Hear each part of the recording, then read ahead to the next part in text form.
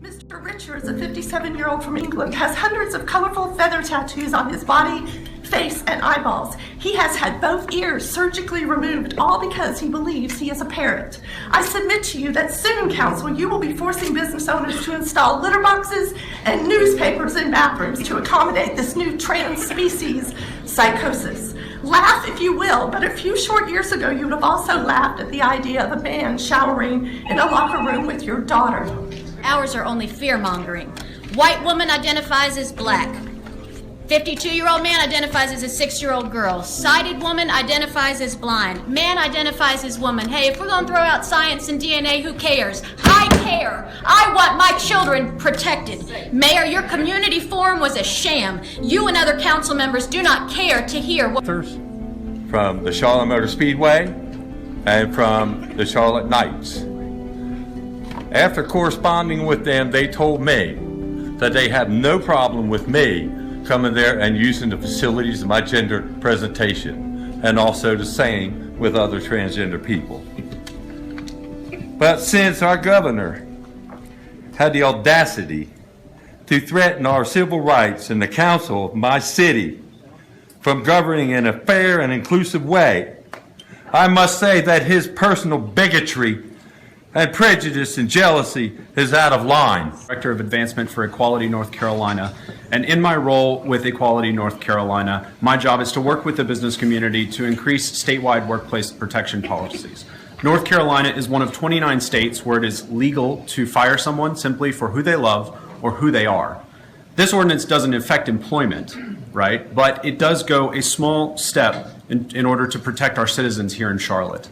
Many Fortune 500 companies already have these type of policies, and it's really important that city government keep up with those companies, simply because we've got to make sure that those employees are protected the second they walk down onto the street, and that their families share those same protections. Charlotte, our concerns are falling on deaf ears, and we're being called fearmongers and bigots and haters. It's a manipulation and lie to say that we're fearmongering and being hateful simply because we don't want to open the doors for deceitful men. It feels like you, the council, and those supporting this ordinance are saying that I have to accept this or I'm an unloving, horrible person. And again, that's manipulation. Together, or into a less accepting part of town, and then it's clear to me that we are not equals. Is it my height or my Adam's apple that makes me less of a human being? Is it my broad shoulders or my genitalia? I don't want special treatment, and I do not want to change anyone's beliefs or lifestyle choices. I only want to be treated equally. Facilities. Keeping separate facilities validates the uniqueness of each gender. Male and female were created distinctly to fulfill vital roles in our society. Therefore, a no vote tonight is imperative to protect the safety and sanctity of our men, women, and boys and girls.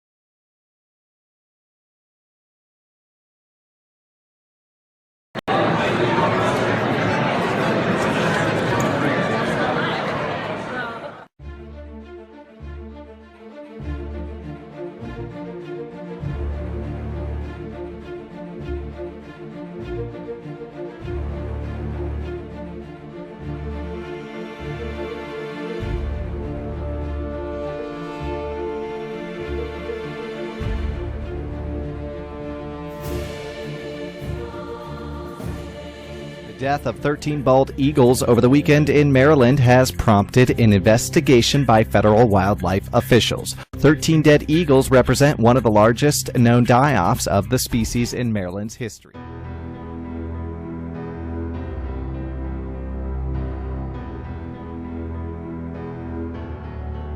A new U.S. government report claims the Missile Defense Agency failed to show it can defend the homeland from potential threats. Let's now cross live to Washington and our correspondent Alexei Yershevsky for more on this.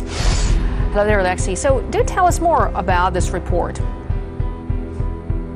Now, this report comes from a very serious governmental body called the Government Accountability Office. This is something that think tanks and many pundits have been talking about for a number of years, but now an official federal body talks about this. Now, this report is related to the missile defense system in the United States, which has been built for more than a decade already, and the agency which runs it, the MDA, has taken a lot of blame from the Government Accountability Office for not providing what the money had been paid for. Now, in one particular quote, the report said that MDA has not demonstrated through flight testing that it can defend the United States homeland against the current missile defense threat. Now, talking about the defense threat, of course, this always been meant by a potential missile strike coming from Iran or North Korea. The U.S. military have been defiant, saying all along that the system can defend against a small amount of ballistic missiles in case of an attack from Iran or North Korea. But the new report says it's not capable of doing even that, not even mentioning a more serious missile strike. Iran has successfully test-fired its new generation cruise missiles as part of ongoing army exercises. The missiles, named Noor, have ranges between 150 to 300 kilometers. The projectiles were fired on the third day of Iran's Navy drills in the Sea of Oman and the northern part of the Indian Ocean. Navy officials say the missiles have higher precision and greater power in destroying their targets. They said the Noor missile has been domestically manufactured. Tehran says the maneuvers are aimed at displaying the Islamic Republic's power in establishing security in the region. Now, North Korea is demanding South Korea and the United States to stop threatening it for its recent nuclear and missile tests. Pyongyang also denounced the two countries' upcoming annual joint military exercises and warned of retaliation. North Korea has denounced actions that try to punish the regime for its recent nuclear test and missile launch, which Pyongyang claims was a successful hydrogen bomb test and launch of a satellite. In a statement carried by its state media late Tuesday, the Supreme Command of the North Korean People's Army warned of a preemptive attack on anyone who provokes the regime even a little, saying in its own words, it's ready to immediately and mercilessly punish without slightest leniency, tolerance, and patience. It also condemned the annual Seoul-Washington joint military drills, the Key Resolve and Foal Eagle, set to take place early March. This year's exercises will be the largest of their kind in the wake of latest provocations by Pyongyang. The statement went on to say its first target was South Korea's presidential office of Cheongwade, while the U.S. Asia-Pacific troops and mainland U.S. were secondary targets. We begin with the massive and deadly storm system slamming the south and about to move right up the east coast. Several tornadoes striking already and a state of emergency declared in multiple states, Mississippi, Alabama. And from Louisiana tonight, these images coming in, a triple waterspout there forming in Lake Pontchartrain. One of those reported tornadoes in Prairieville, Louisiana, tearing up this shopping district. That storm then on the move, heading up the coast, heavy rain, wind, and right behind it, sleet and snow. Several major cities in the path, a dangerous night ahead, and a travel nightmare tomorrow. We're on it all tonight, and ABC's Lindsay Janis leads us off from Louisiana tonight. Lindsay?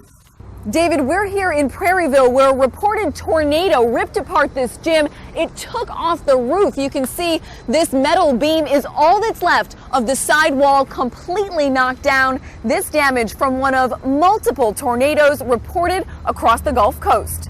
Oh, look, it's going down. Funnel clouds trying to touch down near New Orleans. Tornado warning in this area. Take shelter now. Extreme threat. Severe weather spawning this massive water spout on Lake Pontchartrain. The third one coming off to the side. Watch as two more form on the sides. The threat growing throughout the day. Now a particularly dangerous situation. Officials in 4 states telling residents to be on extreme alert for large, long-tracking tornadoes. One reported twister ripping through this RV park in Convent, Louisiana, killing 2 people and injuring dozens.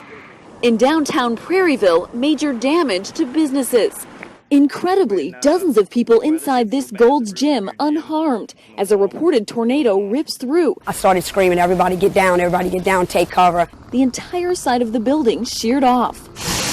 The storms started in the middle of the night near San Antonio with golf ball-sized hail. This car getting pummeled. Heavy rain bringing accidents. One person injured when this tractor trailer overturned and 3 cars slammed into it. David, these storms are on the move. They're headed east, and nighttime is the most dangerous time for tornadoes. So authorities across the Gulf region asking people to be on alert. At least 6 are dead. 2 others, including a 14-year-old girl, are hurt following a series of shootings in Michigan. A gunman opened fire last night at 3 separate locations in Kalamazoo. The suspect now in custody is 45-year-old Jason Dalton, a driver for the car service Uber. One of Dalton's passengers says he was acting unstable hours before the shootings. Anna Warner is in Kalamazoo. He started driving really erratically. We were running stop signs. Matt Mellon says his Uber driver yesterday afternoon was out of control. We were kind of driving through medians, driving through the lawn, speeding along, and then finally, once he came to a stop, I jumped out of the car and ran away. Police say just hours later, that same man, Jason Brian Dalton, began a series of random shootings. The first victim was an unidentified woman at the Meadows townhomes on the outskirts of Kalamazoo. She was shot multiple times and is expected to survive. Approximately 4 hours later and 8 miles away, 53-year-old Richard Smith and his 17-year-old son Tyler were fatally shot while looking at cars at the Sealy Ford Kia dealership. 15 minutes later, 5 people were gunned down in their vehicles in the parking lot of a Cracker Barrel restaurant along Interstate 94. Among the victims there were Mary Lou Nye, 62, Mary Jo Nye, 60, Dorothy Brown, 74, and Barbara Hawthorne, 68. A 14-year-old passenger in one of the vehicles remains in grave condition. It was just after midnight when a senior sheriff's deputy spotted the 45-year-old's car leaving the parking lot of a downtown Kalamazoo bar. Dalton surrendered without a fight. The attack in San Bernardino killed 14 of our fellow Americans, and here's a hard truth. We probably lost even more Americans than that to guns this weekend alone. On Saturday, another one of our communities was terrorized by gun violence. As many of you read, 6 people were gunned down in a rampage in Kalamazoo, Michigan. Before I joined all of you, I called the mayor, the sheriff, and the police chief there and told them that they would have whatever federal support they needed in their investigation. Their local officials and first responders, by the way, did an outstanding job in apprehending the individual very quickly. But you got families who are shattered today. Earlier this year, I took some steps that will make it harder for dangerous people like this individual to buy a gun, but clearly we're going to need to do more if we're going to keep innocent Americans safe. Colombia is the first country in the Americas to pass a national ban on carrying guns. It will last at least a year. Now that measure has stirred debate across the country. President Juan Manuel Santos announced the extension of a nationwide gun ban imposed over the holidays.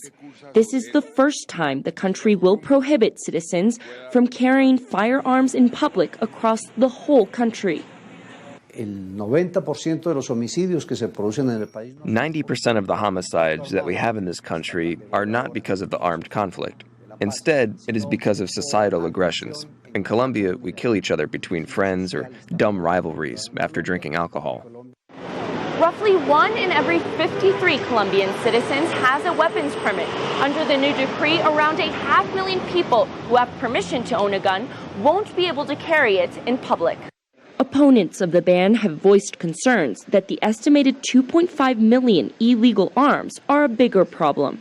The trafficking of illegal arms in Colombia is huge, so we have a huge unbalance, and that means the citizens are going to be helpless in the face of criminals.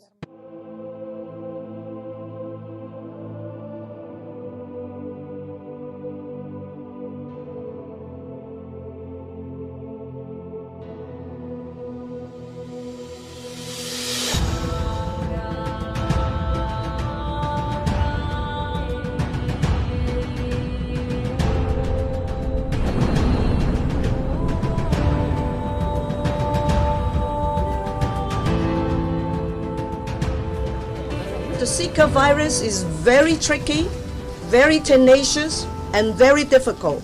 And so is the Aedes aegypti mosquito. We have learned lessons from dengue and from chikungunya outbreak in the past. So this should be, we should expect to see more cases. We should expect this is going to be a long journey. About the spread of the Zika virus, Pope Francis said that in history, there are dire times in which there are the lesser of the two evils, and that's contraception. He said that Pope Paul VI allowed nuns in Africa to take contraception to stop pregnancies because of rape. Now, again, he did say it was the lesser of the two evils. Abortion is not the lesser of two evils. It is a crime. It is to kill someone in order to save another. This is what the mafia does. It is a crime, an absolute evil. The solution, according to the pontiff, is to find a cure, a vaccine for the Zika virus. Brazil is pushing ahead with efforts to develop a vaccine for dengue fever. Officials on Monday signed off on the third phase of clinical trials for the vaccine. Dengue is transmitted by the same mosquito that transmits chikungunya and Zika. President Dilma Rousseff says until a vaccine is available, the public must help in the fight. We still do not have a vaccine, she says, adding that ensuring that no more people are infected will only come about through the process of eliminating mosquito breeding grounds in water. The government is investing $75 million in the dengue vaccine effort. Earlier this month, it also signed an agreement with the U.S. Centers for Disease Control to develop a vaccine against Zika. The University of Texas Medical Branch is home to one of the world's largest collection of viruses. Nearly 7,000 samples are stored at the facility. With the focus now on Zika, Rossi and a team of scientists are working on a quick test to detect the virus in humans and eventually develop a vaccine. Are we closer to a vaccine? Yes. Every single day that people like me and my fellow colleagues around the bench were one step closer to a vaccine. We sort of go from crisis to crisis. In 2009, scientist Scott Weaver warned Zika, among other mosquito-borne viruses, could make its way to the U.S. Today, he says, finding a solution is going to take time and research money. We need to develop better and faster ways to develop products like vaccines, and we've got to try to get ahead of these viruses. Well, new concerns about the flu. It is spreading rapidly in some parts of the tri-state. Yeah, infection control experts say in some areas the number of cases reported has literally jumped 40% in just the last week. Good afternoon. It got a later start this year, but especially in northern Kentucky, in that area, the number of cases did make a sharp jump in the past week. They've gone from 271 cases last week, 372 this week. That's that almost 40% or 37% jump. Hamilton County doesn't track exact numbers, but they do track flu activity, and they do expect to see or can continue to follow to see if cases go up there as well. Now, once it starts spreading, however, it's really tough to stop it anywhere. That's because the virus is spread easily from person to person, mainly when we cough and sneeze. Patty Burns is the manager of infection control at St. Elizabeth Healthcare. She says the good news is that it's not too late to get the vaccine against the flu, which does appear to be a good match this year. The bad news? With exposure, the flu strikes suddenly. With tragedy in the valley tonight, and this is something that can strike any one of us at any time. It's the flu, so dangerous it's now taken the life of a young girl, the first child to die this season. We're told she had the same strain of influenza A, that hit hard back in 2009. This year's vaccine is said to work quite well, but the county health director says a lot of you still don't have it, which puts you and your kids, in fact all of us, at risk. The University of Kentucky has confirmed at least 3 cases of mumps on campus. So the school is holding a walk-in clinic this afternoon to try and keep the virus from spreading to other students and staff members. And just minutes ago, we learned that those vaccinations will now be given for free. UK doesn't know what caused a recent outbreak of mumps on campus. Cases of swollen jaws started appearing earlier this month. Confirmation came over the weekend that 3 of those swollen jaw cases were caused by mumps. UK says because there's a 25-day incubation period for mumps, there could be more sick students out there. The majority of students on campus are likely to have received already 2 doses of the measles, mumps, and rubella vaccine. For students that have not received 2 doses of the vaccine, or if they are unsure if they've received 2 doses of the vaccine, we are recommending that they do that. And big news regarding your teenagers and the HPV vaccine. Here's Lisa Siegel with today's Health Watch. Hi, you guys. I know that a lot of vaccines are controversial, but when you look at these numbers, when we talk about them, you'll see why this is important. If your child already has the HPV vaccine, their risk of cancer may already be cut in a huge way. New data from the CDC shows infections from HPV, that's the human papillomavirus, are down, get this, 64% among teens. Now that's good because the virus can lead to cervical cancer. The vaccine was introduced about 10 years ago. New information about a salmonella outbreak linked to Sweetwater Farms alfalfa sprouts. The Centers for Disease Control announced today it's investigating the impact the outbreak had on Oklahomans. 13 people across 4 states got sick. 5 of them were hospitalized. The CDC recommends people in the affected states avoid eating alfalfa sprouts. The other 3 states affected are Kansas, Missouri, and Pennsylvania, in addition to Oklahoma.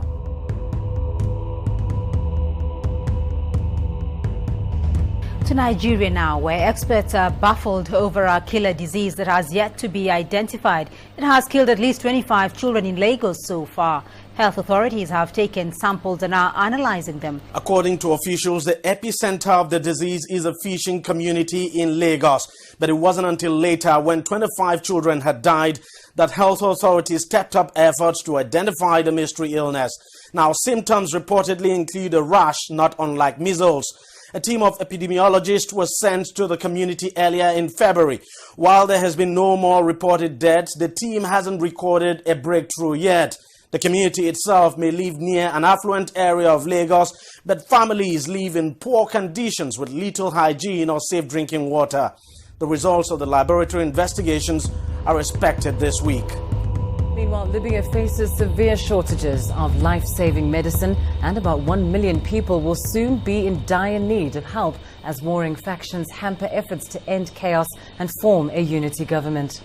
The United Nations humanitarian coordinator for Libya says the North African country could run out of life-saving medicines within weeks, potentially affecting hundreds of thousands of people. Our estimations is that by the end of March, Libya may run out of life-saving medications, which will impact about 1 million people affected.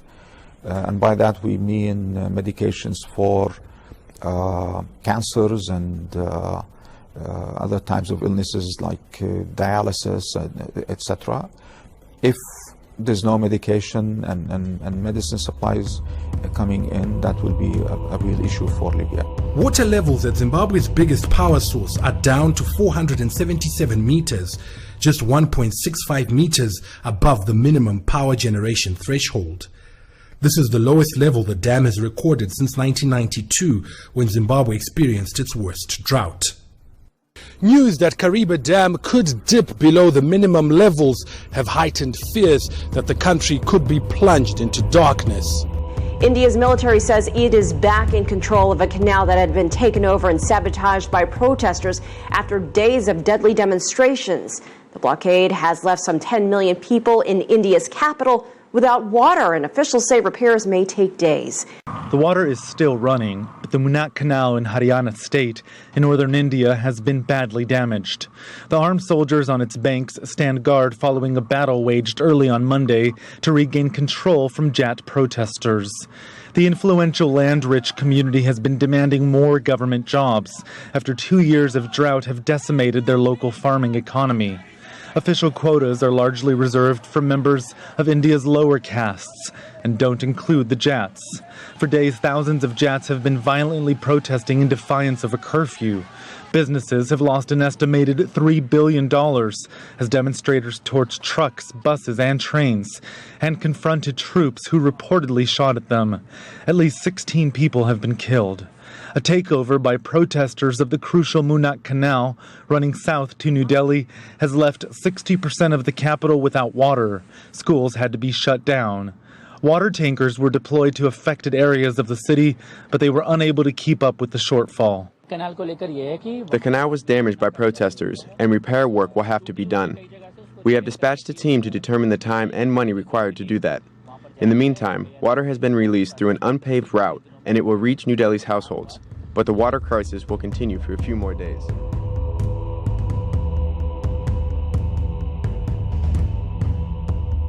Radioactive water has been found at a nuclear power plant in Japan just days before it was scheduled to reopen. The Kansai Electric Power Company said it found 34 litres of contaminated water at the Takahama nuclear plant in Fukui Prefecture, 500 kilometres west of Tokyo. The company said the water has been cleared and there's been no impact on the environment. It added that it is now investigating the reasons for the leak.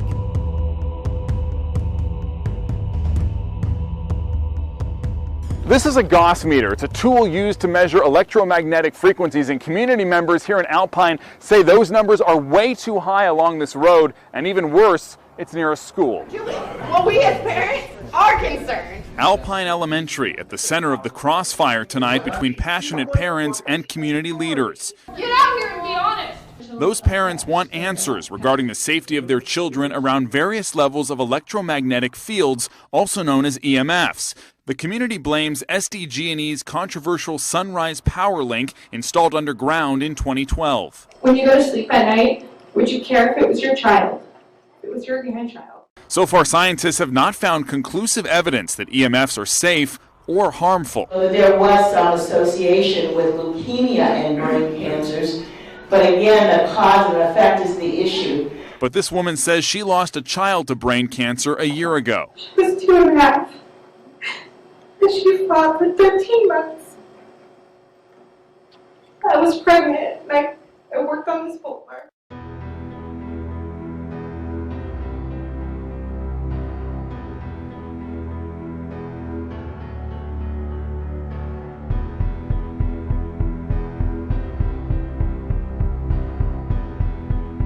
The water crisis in Flint, Michigan has certainly gripped the nation's attention and drawn outrage over how something as devastating as widespread lead poisoning could even happen today.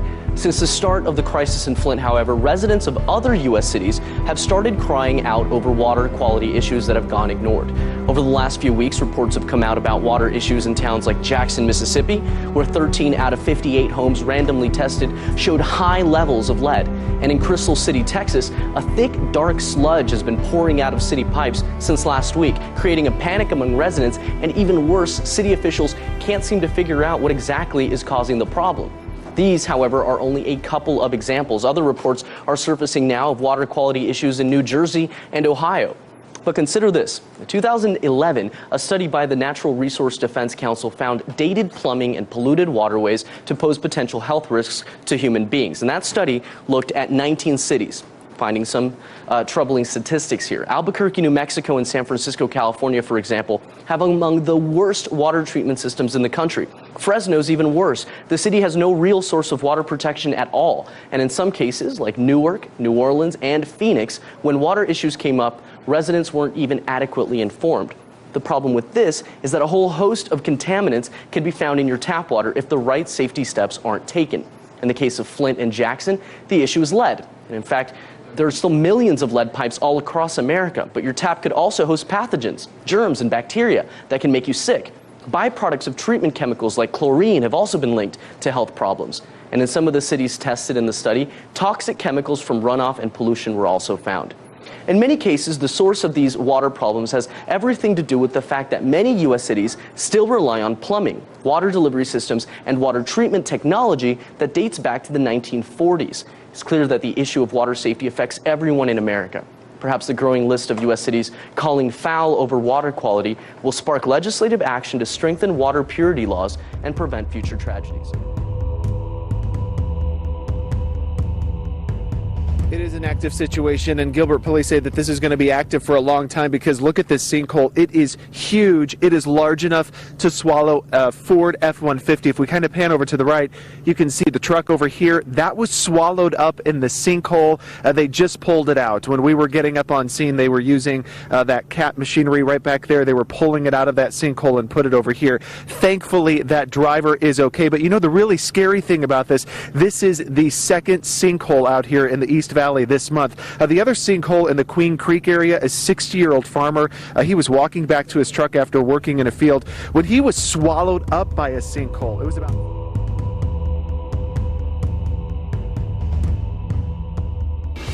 Here in the Live Center, I'm continuing to monitor an earthquake that hit outside of Bakersfield. This is what it looked like as that 4.8 earthquake hit. It was felt all the way from the Central Coast down to L.A. Then my wife said, let's go under the beam or under a spot to be safe, and we felt it was a pretty good jolt. To Shafter. Yeah, I was in my room and my friend came pounding on the door and was like, open the door! And I was like, oh my gosh! But with the epicenter just 3 miles away, the folks in Wasco got the biggest jolt. At first, many residents didn't think it was an earthquake. I thought it was something probably exploded or another car hit another car or something, you know. My mom said, hey, I think someone hit the wall on the house. I thought maybe a truck hit the garage. It felt like the train was going by where I live. However, people quickly realized that something bigger was happening. It made my stomach just like, kind of a little strange, you know.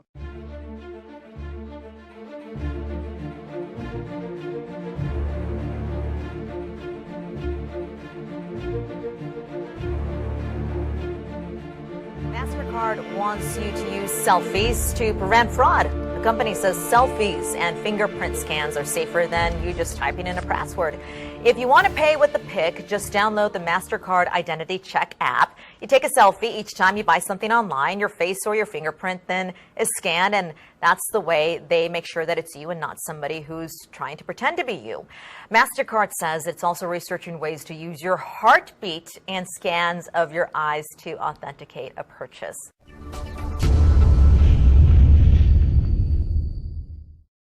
The main thing is we need to be able to trust people online, and the current technology that people were using to do that was not working. I know every human being is frustrated with passwords. They forget their passwords. There's just way too many of them. There's too many rules.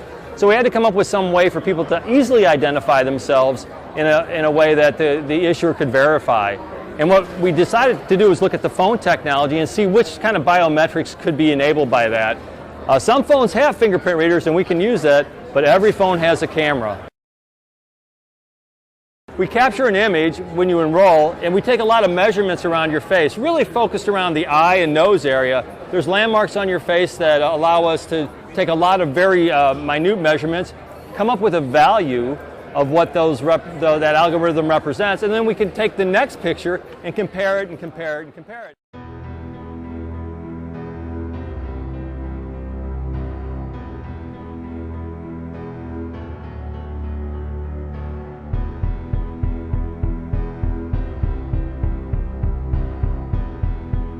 Global stocks have slumped amid falling oil prices, and global economic weakness weighed on investor sentiment. Stocks in the U.S. slumped in early trade, pushing the Wall Street into the red. The Dow Jones Industrial Average and the S&P 500 were both down nearly 1.5%. The Nasdaq Composite fell 1.6%. U.S. oil prices extended Tuesday's drop and lost 4% to stand at $30 per barrel in New York. The Dow oil majors ExxonMobil and Chevron dropped 1.5% and 1.9% respectively. European stocks were also down amid low confidence in the market. Stock exchanges in Milan and Madrid lost over 3%, while France's CAC 40. Germany's DAX dropped over 2%. Britain's FTSE 100 also lost 1.6%. The United Kingdom has been part of the European Union for more than 40 years, but its place in that post-war attempt at European integration is now in question. And whether Britain will stay or go is a hotly contested issue that will soon go before British voters. I have no other agenda than what is best for our country. It was a high-stakes moment, the British leader appealing to the House of Commons and to the country at large not to bolt from the European Union. our current trade agreements with 53 countries around the world would lapse.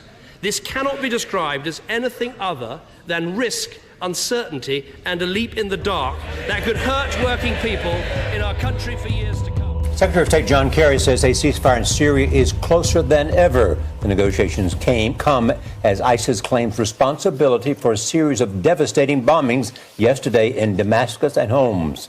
The blast killed up to 150 people. Elizabeth Palmer is on a rare trip inside the Syrian capital at the scene of one of the attacks. Elizabeth, good morning. Good morning. I'm standing just a few yards from where one of those massive car bombs went off, and the devastation is just epic. The fronts of all the buildings have been blown clean off, and the people who lived in those apartments, the shopkeepers who had their businesses on the ground floor, they're all dead.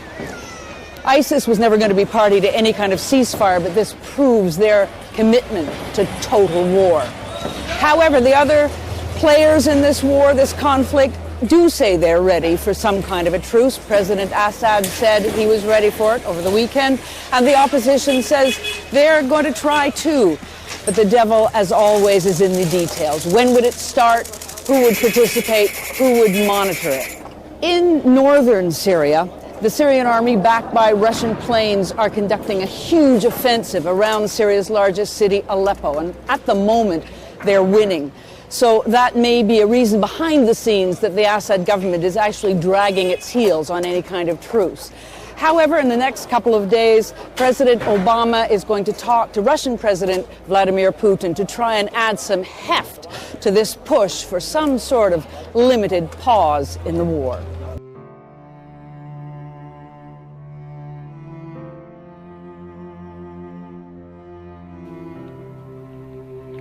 Thousands of years of history, flattened by 2 years of intensive fighting. Once, this city was a bustling, noisy home to 500,000 people.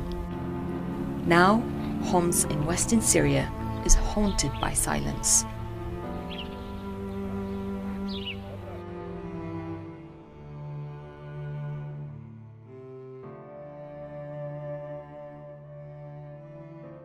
It looks like Israel is preparing for the possibility of another war against Hamas.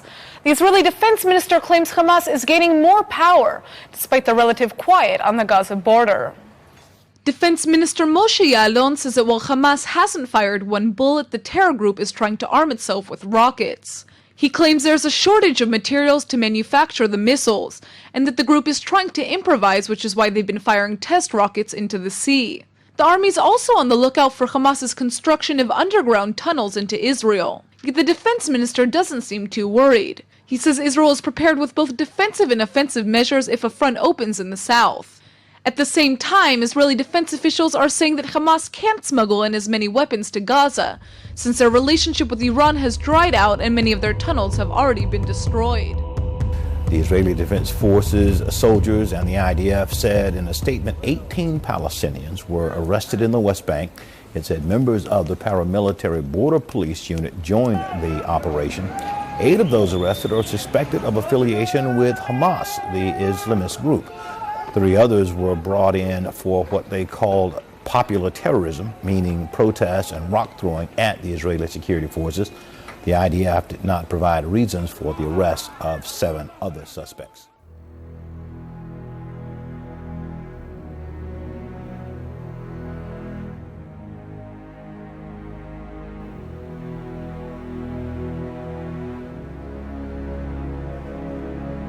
People have seen this video. A man pulled from a fiery wreck moments before his SUV burst into flames, and a Bible was the only other thing that survived. Only WMC Action News 5's Janice Broach spoke with that driver and found out the thing that he credits for his narrow escape. Janice? Well, Lunsford Johnson Jr. is here at the Regional Medical Center awaiting surgery. He is a man who knows how blessed he is. The Lord spared me. Yeah, he spared me. Lunsford Johnson Jr. spoke to me via Skype from his hospital bed at the Regional Medical Center, where he is awaiting surgery. Lunsford was rescued from his burning car Sunday by Good Samaritans and an officer from the K-9 unit after he crashed on 385 near the Ridgeway exit ramp. Minutes later, his car burst into flames. Someone hit me coming off a 240 ramp on the 385. The joke was so tremendous, it caused my airbag to deploy, and that's all I remember. He does believe he knows why he was saved. The Lord wasn't ready for me yet. He still has a mission for me to do. And he also believes someone else has a plan for him, his wife, who died 3 months ago. She wants me to be here for my children, for my grandchildren. She's there. She's there. She wants me to stay here. Johnson has 2 daughters and 9 grandchildren. Lunsford Johnson also credits a guardian angel for his rescue. This Bible his pastor gave him that he had in his car when he crashed. It survived the flames and water from firefighters. He told me to take it with me wherever I go. So I've been doing it. And it serves as a guardian angel. I've been keeping that Bible with me, praising the Lord. And that's the only way I made it out of that tremendous fire.